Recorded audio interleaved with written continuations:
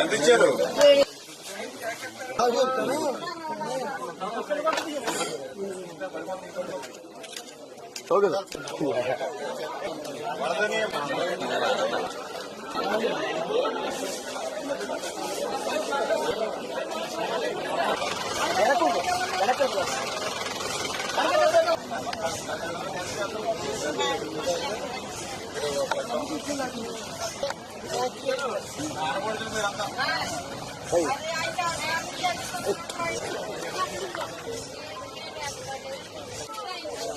అక్కడ కూడా ఫోన్లో ఈ యొక్క తెలుగుదేశం, జనసేన, బీజేపీ ప్రభుత్వాన్ని ప్రజలు ఏ రకంగా అయితే ఆశీర్వదించారో ఆ రకంగా కృష్ణమ్మ తల్లి కూడా ఈ యొక్క ఎన్డీఏ ప్రభుత్వాన్ని ఆశీర్వదించినట్టుగా ఉన్నటువంటి పరిస్థితి.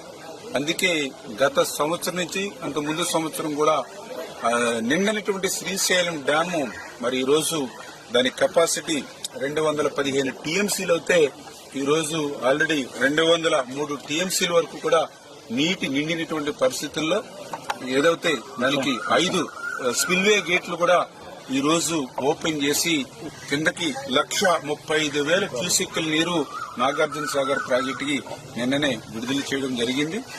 కృష్ణా డెల్టా ఏదైతే ఉందో వారికి కూడా త్రాగునీరు, సాగునీరు కూడా అందించేటువంటి విధంగా ఏదైతే శ్రీశైలంకి రోజుకి దగ్గర 4 లక్షల క్యూసెక్కులు పైబడి నీరు ఏదైతే వస్తుందో దాన్ని ఆ రోజే మేము క్యాలిక్యులేట్ చేసి రాయలసీమ పూర్తి అవసరాలు తీర్చేటువంటి విధంగా పోతిరెడ్డిపాడు ద్వారా నీటిని మేము విడుదల చేస్తూ ఉన్నాం.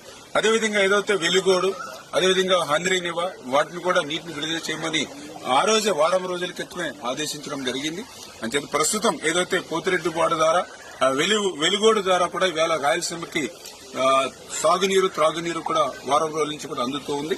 కాకపోతే ఏదైతే హంద్రీనివా మాత్రం మరి ఏదైతే వారం రోజుల క్రితం విడుదల చేయమన్నప్పటికీ కూడా ఇంకా అక్కడ కొంత నిర్లక్ష్యంగా అధికారులు కొంత వ్యవహరించినటువంటి పరిస్థితి కూడా మా దృష్టికి వస్తుంది. ఏదైతే గత ప్రభుత్వ వాసనలు ఇంకా పోనటువంటి అధికారులు ఇంకా మోస పద్ధతిలో ఉన్నారు, వాళ్ళందరినీ కూడా ఒక్కొక్కరిని మార్చుకుంటూ ముందుకెళ్తామనే విషయాన్ని కూడా ఈ సందర్భంగా తెలియజేసుకుంటూ గత వైఎస్ఆర్సీపీ ప్రభుత్వంలో ఒక పక్క వరదలు ముంచెత్తినా కూడా కనీసం ఆ రోజున్నటువంటి మంత్రులు గాని, ఆ రోజున్నటువంటి ముఖ్యమంత్రి గాని, ఆ రోజున్నటువంటి వైఎస్ఆర్సీపీ ప్రజాప్రతినిధులు గాని కనీసం అధికారులతో సైతం ఈ వరద ముంపు ప్రాంతాల్లో పలకరించినటువంటి వాళ్ళు ఆ రోజు లేరు.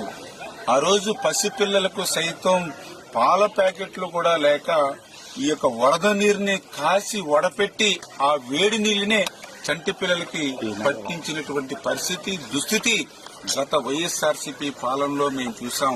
కానీ ఈ రోజు తెలుగుదేశం, జనసేన, బీజేపీ, ఎన్డీఏ ప్రభుత్వం వచ్చిన తర్వాత వేళ వరద మా గడపకి తాకక ముందే ఈ యొక్క ఎన్డీఏ ప్రభుత్వం సహాయం మా గడపలోకి వస్తూ ఉన్నాయి.